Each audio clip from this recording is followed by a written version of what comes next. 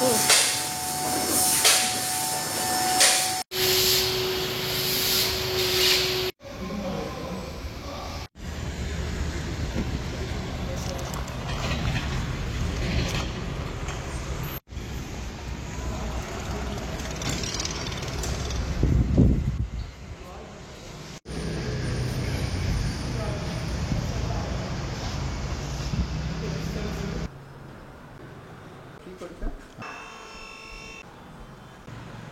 ಇದು initial process ಏನು ಇದು ಮಾಡ್ಕೋತೀರಾ ಸರ್?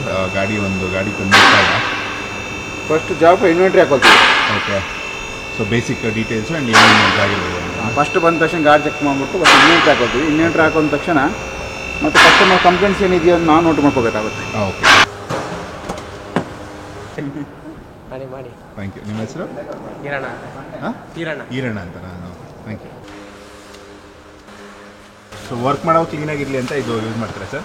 ಸೊ ಇದು ಗಲೀಜಾಗಿ ಆಗದಿರಲಿ ಅಂತ. ಯಾಕಂದರೆ ಕೆಲವೊಂದು ಬಟ್ಟೆ ಸಿಟಿಲಿ ಇರ್ತವೆ, ಕೆಲವು ಫ್ಯಾಬ್ರಿಕ್ ಡಿಫ್ರೆಂಟ್ ಟೈಪ್ ಇರ್ತವೆ. Okay okay. ಈಗ ನಾವು ಕೆಲಸ ಮಾಡೋದಕ್ಕೆ ಏನೋ ಗಲೀಜು ಆಗಬಾರ್ದು ಅಂದ್ಬಿಟ್ಟು ಸರ್ ನಾರ್ಮಲಾಗಿ ನಾವು ಜನರಲ್ ಸರ್ವಿಸ್ಗೆ ಅಂತ ಒಂದು ಕಸ್ಟಮರ್ ಬಂದಾಗ ಓಕೆ ಬೇಸಿಕ್ ಆಗಿ ಕಸ್ಟಮರ್ ಒಂದು ಕನ್ಸರ್ನ್ ಇರುತ್ತೆ. ಕಸ್ಟಮರ್ಗೆ ಒಂದು ಅವ್ರ ಕನ್ಸರ್ನ್ ಏನೋ ಸೌಂಡುಗಳು ಪ್ರಾಬ್ಲಮ್ಗಳು ಏನಿರುತ್ತೆ ಬರ್ತಾರೆ. ನಮಗೆ ಟೆಕ್ನಿಕಲ್ ಆಗಿ ನಾವು ಒಂದು ನಮ್ಮ ಟೆಕ್ನಿಕಲ್ ಐಡಿಯಾದಲ್ಲಿ ನಾವು ಚೆಕ್ ಮಾಡೋದು ರೋಡ್ ಟೆಸ್ಟ್ ಬೇಸಿಕ್. ಅದು ರೋಡ್ ಟೆಸ್ಟ್ ಚೆಕ್ ಮಾಡೋದು ಬೇಸಿಕ್ ಐಡಿಯಾ ಬರುತ್ತೆ. ಈಗ ಕಸ್ಟಮರ್ ಒಂದು ಕಂಪ್ಲೇಂಟ್ ಹೇಳಿರ್ತಾರೆ ಏನೋ ಸೌಂಡ್ ಅಂತ. ಸೌಂಡ್ ತರಾವರಿ ಬರುತ್ತೆ.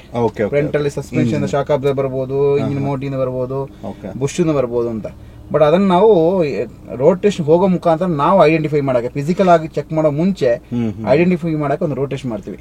ಗೊತ್ತಾಗಲ್ಲ ನಮಗೆ, ಫಸ್ಟ್ ಭಯ ಆಗುತ್ತೆ ಏನೋ ಸೌಂಡ್ ಬರ್ತಾ ಇದೆ, ಏನೋ ಒಂದು ಸೌಂಡ್ ಬರ್ತಾ ಇದೆ ಅಂತ. ಡ್ರೈವ್ ಮಾಡಿದಾಗ ಒಂದು ಬೆಟರ್ ಇದು. ಕರೆಕ್ಟ್. ಅದಕ್ಕೋಸ್ಕರ ಬೇಸಿಕ್ ಆಗಿ ಎಲ್ಲರೂ ಕೂಡ ರೋಡ್ ಟೆಸ್ಟ್ ಮಾಡ್ತಾರೆ. ಮಾಡಿದ ನಮಗೊಂದು 50% ಇಲ್ಲೇ ಡೌಟ್ ಕ್ಲಿಯರ್ ಆಗ್ಬಿಡುತ್ತೆ. ಮತ್ತೆ ಇನ್ನು 50% ಫಿಸಿಕಲ್ ಚೆಕ್ ಮಾಡುವಾಗ ಕ್ಲಿಯರ್ ಆಗುತ್ತೆ. ಅದು ಒಂದು ಎಕ್ಸ್ಪೀರಿಯನ್ಸ್ ಇಂದ ಬರುತ್ತಲ್ಲ ಸರ್ ನೀವು ಮಾಡಿ? ಈಗ ಎಕ್ಸ್ಪೀರಿಯನ್ಸ್ ಅನ್ನೋದಕ್ಕಿಂತ ಈಗ ಒಂದು ಇದೇ ಕೆಲಸ ನಾವು ಮುಂಚೆ ಮಾಡಿರ್ತೀವಿ, ಬಟ್ ಈ ಗಾಡಿಗಳಲ್ಲಿ ಇಂತ ಕೆಲಸ ಕಂಪ್ಲೇಂಟ್ ಬಂದಿರ್ತದೆ, ಅದನ್ನ ಅನುಭವ ಕೆಲಸ ಮಾಡಿರ್ತೀವಲ್ಲ, ಅದನ್ನ ಕೆಲಸ ಮಾಡಿ ಈ ಗಾಡಿಯಲ್ಲಿ ಇದೇ ಕಂಪ್ಲೇಂಟ್ ಇರ್ತದೆ ಪೂರ್ವ ಗೊತ್ತಿರುತ್ತೆ. ಬಟ್ ಅದನ್ನ ಮತ್ತೆ ನಾವು ಇನ್ನು ಫಿಸಿಕಲ್ ಆಗಿ ನೋಡಿ ಆದ್ಮೇಲೆ ಕೂಡ ಕನ್ಫರ್ಮ್ ಮಾಡ್ಬಿಟ್ಟು ಕಸ್ಟಮರ್ ಕೇಳಬೇಕಾಗುತ್ತೆ. ಆ ತರ ಸರ್ ರೋಡ್ ಟೆಸ್ಟ್ ಹೋಗಲ್ಲ ಸರ್? ಖಂಡಿತ.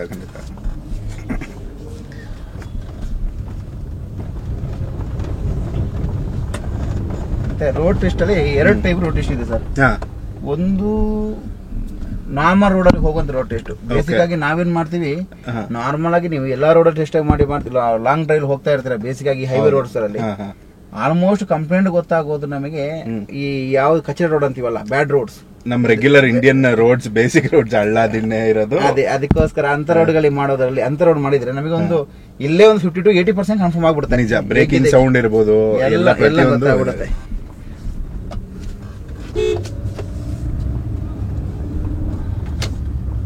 ತುಂಬಾ ಜನಕ್ಕೆ ಇದು ಪ್ರಾಸೆಸ್ ಬಗ್ಗೆ ಗೊತ್ತಿರಲ್ಲ, ಏನಕ್ಕೆ ಓಡಿಸ್ತಾರೆ ಅಥವಾ ಏನೋ ಒಂದು ಇದು ಅನ್ನೋದು. ಹೌದು, ಎಲ್ರು ಹೇಳ್ತಾರೆ ಇಲ್ಲ ನೀವು ಗಾಡಿ ಕೂತಾಗ ತರಾವರಿ ಓಡಿಸ್ತೀರಾ, ರ್ಯಾಶ್ ಆಗಿ ಓಡಿಸ್ತೀರಾ ಅಂತ. ಟೆಸ್ಟ್ ಮಾಡಿದಾಗ್ಲೇ ಗೊತ್ತಾಗೋದು. ಒಂದು ಫ್ಯಾಕ್ಟ್ ಏನಂದ್ರೆ, ನಾವಿಲ್ಲಿ ರ್ಯಾಶ್ ಓಡಿಸೋ ಬದಲು ನಮಗೆ ಯಾವ ತರ ಏನೇ ಪ್ರಾಬ್ಲಮ್ ಬಂದ್ರು ಇಲ್ಲೇ ಸರ್ವಿಸ್ ಸೆಂಟರ್ ಅಲ್ಲೇ ನಮ್ಗೆ ಐಡೆಂಟಿಫೈ ಏನೇ ಬೋರ್ಡ್ ಕಿತ್ತು ಹೋಯ್ತು ಅಂತ ತಿಳ್ಕೊಳ್ಳಿ, ಅದು ಇಲ್ಲೇ ನಾವು ಸರ್ವಿಸ್ ಮಾಡೋ ಮುಂಚೆನೆ ಹೋಗ್ಬೇಕು. ನಿಜ. ನಾವು ಮಾಡಿಕೊಟ್ಟು ಆದ್ಮೇಲೆ ಕಸ್ಟಮರ್ ಮನೆಗೆ ಹೋದ್ಮೇಲೆ ಕಂಪ್ಲೇಂಟ್ ಬರಬಾರ್ದು. ಯಾಕಂದ್ರೆ ಕಸ್ಟಮರ್ ಸ್ಯಾಟಿಸ್ಫ್ಯಾಕ್ಷನ್ ಮೈ ನಾವು ಇದರಲ್ಲಿ. ಅದಕ್ಕೋಸ್ಕರ ನಾವು first road test basic low speed, high speed ಮತ್ತೆ ಬ್ಯಾಡ್ ರೋಡ್ಸ್ 2 ಮಾಡ್ತೀವಿ. ನೋಡಿ ಇದು ಬ್ಯಾಡ್ ರೋಡ್ಸ್ ಇದೆ, ಆಪ್ಷನ್. ಫಸ್ಟ್ ಬ್ಯಾಡ್ ರೋಡ್ಸ್ ನೋಡ್ಕೋತೀವಿ. ಇಲ್ಲೆಲ್ಲ ಖಂಡಿತ ಯಾವ ಕಂಡೀಷನ್ ರೋಡ್ ಇದೆ ನಿಮ್ಗೆ ಗೊತ್ತಾಗುತ್ತೆ ನೋಡುವಾಗಲೇ. ಸಸ್ಪೆನ್ಷನ್ ಮಾಡಕ್ಕೆ ಹೌದೌದು, ಪ್ರತಿಯೊಂದು ಮೂಮೆಂಟ್ ಇಲ್ಲಿ ವರ್ಕ್ ಆಗೇ ಆಗುತ್ತೆ, ಗೊತ್ತಾಗುತ್ತೆ. ಸೊ ಇಷ್ಟು ಒಂದು ಪ್ರಾಸೆಸ್ ಇರುತ್ತೆ ಇದ್ರ ಹಿಂದೆ ಅಲ್ಲ? ಖಂಡಿತ ಸರ್. ಪ್ರತಿಯೊಂದು ಗಾಡಿ ಬಂದಾಗ ಇದು ಮಾಡ್ಲೇಬೇಕಾಗುತ್ತೆ ಸರ್. ಇಲ್ಲ ನಾವು ಎಕ್ಸ್ಪೀರಿಯನ್ಸ್ ಇದೆ ಅಂದ್ಬಿಟ್ಟು ನಾವು ಅದನ್ನೇ ಕಸ್ಟಮರ್ ಹೇಳಿದನ್ನ ಅಲ್ಲಿ ಐಡೆಂಟಿಫೈ ಮಾಡಿ ಅಲ್ಲೇ ಬರ್ಕೊಂಡು ಅಲ್ಲೇ ಕೆಲಸ ಮಾಡೋದ್ರಲ್ಲಿ ಒಂದು ಅರ್ಥ ಇರಲ್ಲ. ನಾಳೆ ದಿನ ಇನ್ನೊಂದು ಸಮಸ್ಯೆಗಳಿರ್ಬೋದು ಕಸ್ಟಮರ್ಗೆ. ಫ್ಯೂಚರ್ ಅಲ್ಲಿ ಎಕ್ಸ್ಟರ್ನಲ್ ಪ್ರಾಬ್ಲಮ್ ಆಗದಿರ ನೋಡ್ಕೋಬಹುದು ಐಡೆಂಟಿಫೈ ಮಾಡಿದ್ರೆ ಪ್ರಾಬ್ಲಮ್. ಈಗ ನಮ್ಗೆ ಎಲ್ಲಾನು ಗೊತ್ತಾಗಲ್ಲ, ನಾವ್ ಯಾವ್ದೋ ಒಂದು ಪರ್ಟಿಕ್ಯುಲರ್ ಬಂದಿರ್ತೀವಿ. ಹೌದೌದು. ಸೊ ಬೆಟರ್ ಅದು.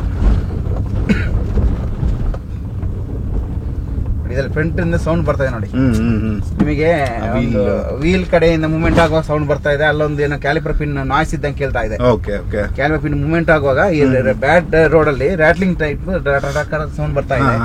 ಆ ಸೌಂಡ್ಗಳನ್ನ ಇದು ನಮಗೆ ಅರ್ಥ ಕ್ಯಾಲಿಪರ್ ಪಿನ್ ಬ್ರೇಕ್ ಪಿನ್ ಏನೋ ವೀಕ್ ಇದ್ದಂಗೆ ಅಂದ್ರೆ ವೇರಿಯಂಟ್ ಆಗ್ಬಿಟ್ಟು ವೀಕ್ ಆಗಿದೆ, ಅದನ್ನ ಚೇಂಜ್ ಮಾಡೋ ಪರಿಸ್ಥಿತಿ ಬಂದಿದೆ ಅಂತ ಕಾಣಿಸ್ತಾ ಇದೆ ಈ ಸೌಂಡ್ ಅಲ್ಲಿ. ಬಟ್ ಅದನ್ನ ಫಿಸಿಕಲ್ ಆಗಿ ನೋಡೋ ನಿಮ್ಗೆ ಗೊತ್ತಾಗಬಹುದು. ಹೌದು, ಅದನ್ನ ತೋರಿಸ್ಕೊಡ್ತೀವಿ ಫಿಸಿಕಲ್ ಆಗಿ ಆಗೋ ಏನಾಗುತ್ತೆ ಅಂತ. ನಮ್ಗೇನು ರೋಡ್ ಸರಿ ಇಲ್ಲ ಸೌಂಡ್ ಬರ್ತಾ ಇದೆ ಅನ್ಸುತ್ತೆ ಅಷ್ಟೇ. ಕೆಲವರಿಗೆ ಅದು ಇಲ್ಲ ಸರ್ ಕಾಮನ್ ಆಗಿದೆ ಅಂತಾರೆ. ಇಲ್ಲ ಸರ್ ಆತರದ್ದು ಏನ್ ಇಲ್ಲಲ್ಲ ಅಂತ ಅಂತಾರೆ. ಬಟ್ ಅದು ನೋಡಿ ನೋಡಿದಾಗ ಇದಾಗುತ್ತೆ. ಇಲ್ಲಿ ಕೇಳಿಸ್ತಾ ಇದೆ ನೋಡಿ.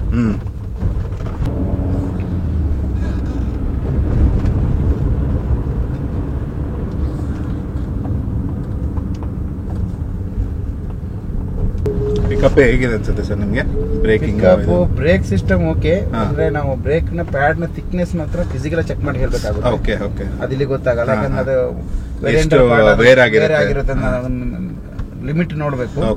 ಆಮೇಲೆ ಪಿಕಪ್ ಸಂಬಂಧಪಟ್ಟ ಟಚ್ ಕಡೆಯಿಂದ ಏನ್ ಬರಬೇಕು ಅದು ಚೆನ್ನಾಗಿದೆ, ಏನ್ ತೊಂದ್ರೆ ಏನಿಲ್ಲ. ಟಚ್ ಏನು ರಿಪ್ಲೇಸ್ಮೆಂಟ್ ನೆಸೆಸಿಟಿ ಇಲ್ಲ.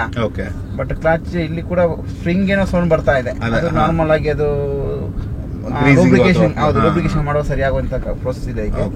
ಬಟ್ ಕ್ಲಚ್ ನೇ ಪಿಕಪ್ ಬರಬೇಕು, ಅದೆಲ್ಲ ನಾರ್ಮಲ್ ಆಗಿದೆ. ಹೌದೌದು, ಅದ್ರಲ್ಲಿ ಏನು ಎಕ್ಸ್ಟ್ರಾ ವರ್ಕ್ ಕಾಣ್ತಾ ಇಲ್ಲ. ಮತ್ತೆ ಈ ವೇರಿಯಂಟ್ ಪಾರ್ಟ್ಗಳನ್ನ ಮತ್ತೆ ನಾವು ಯಾವತ್ತು ಪಿಕಪ್ ಹೋಗಿದ್ರೆ ಕ್ಲಚ್ ಇಂದ ಆಗಿದ್ರೆ ನಮಗೆ ಪಿಕಪ್ ಲಾಸ್ ಗೊತ್ತಾಗುತ್ತೆ. ಬೇರೆಲ್ಲ ವೇರಿಯಂಟ್ ಪಾರ್ಟ್ಗಳ ಬೇರಿಂಗ್ ಆಗಲಿ, ಈ ಸಸ್ಪೆನ್ಷನ್ ಪುಷಸ್ ಆಗಲಿ, ಪಿಕಪ್ ಕಮ್ಮಿ ಆಗುತ್ತೆ. ಯಾವ್ದಾದ್ರು ಕ್ಲಚ್ ಇಂದ ಪಿಕಪ್ ಕಮ್ಮಿ ಆಗುತ್ತೆ ಸರ್. ಸಸ್ಪೆನ್ಷನ್ ಪುಷ್ ವೇರಿಯಂಟ್ ಆಗಿದ್ರೆ ಈ ವೇರಿಯಂಟ್ ಪಾರ್ಟ್ ನ ಫಿಸಿಕಲ್ ಆಗಿ ಬಿಚ್ಚಿ ನೋಡ್ಬೇಕಾಗುತ್ತೆ. ಕೆಲವು ಪೂರ್ತಿ ಹೋಗಿ ಈ ರೋಡ್ ಟೆಸ್ಟ್ ಅಲ್ಲಿ ಗೊತ್ತಾಗ್ಬಿಡುತ್ತೆ. ಬಟ್ ವೇರಿಯಂಟ್ ಅಲ್ಲಿ ಸ್ವಲ್ಪ ನಿಮಗೆ ಹೆಚ್ಚು ಕಮ್ಮಿ ಇದ್ರು ಕೂಡ ನಮಗೆ ಈ ರೋಡ್ ಟೆಸ್ಟ್ ಗೊತ್ತಾಗಲ್ಲ. ಬಟ್ ಫಿಸಿಕಲ್ ಕೂಡ ನೋಡ್ಬಿಡ್ತೀವಿ ಆತರ.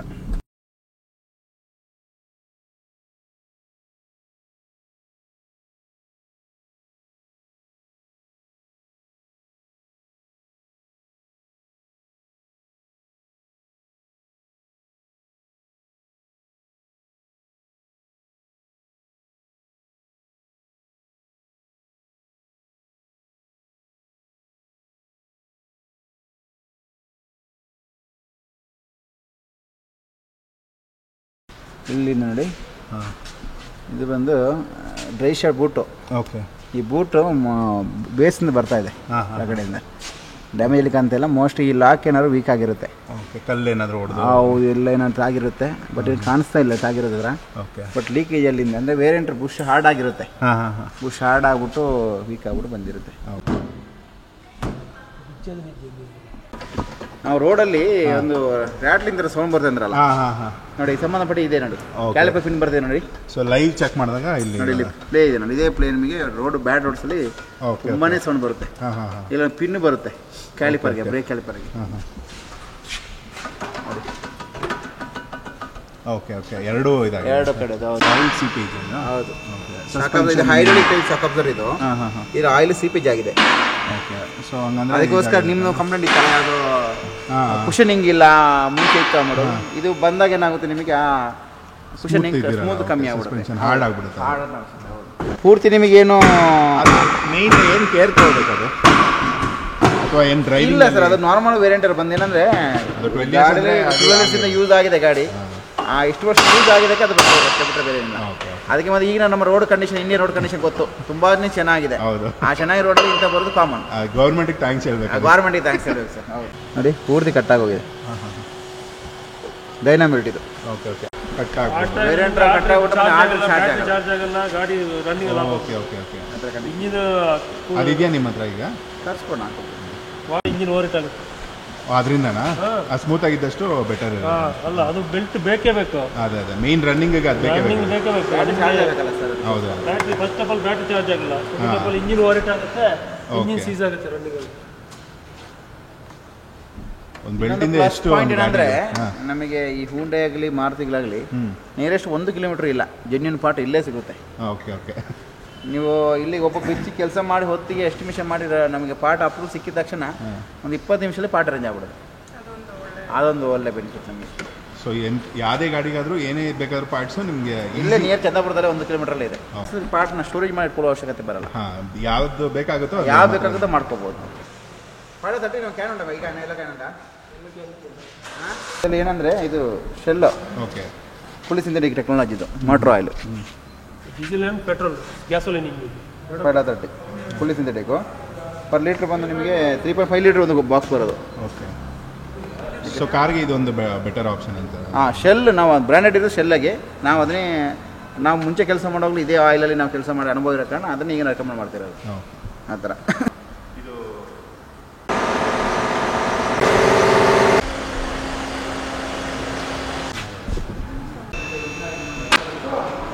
ವಸ್ತು ಸರ್ ಡಿಫ್ರೆನ್ಸ್ ಎಲ್ಲ ಎರಡು. ಹೌದು ನೋಡಿ ಇದು ನೋಡಿ ಹೆಂಗೆ ಬರ್ತದೆ ಒಂದು ನಿಮಿಷ. ಓಕೆ ಓಕೆ ಓಕೆ ಎರಡು ಡಿಫ್ರೆನ್ಸು. ಏನು ಗ್ರೀಸಿಂಗ್ ಮಾಡೋದು ಕ್ಯಾಲಿಪರ್ ಪಿನ್. Okay okay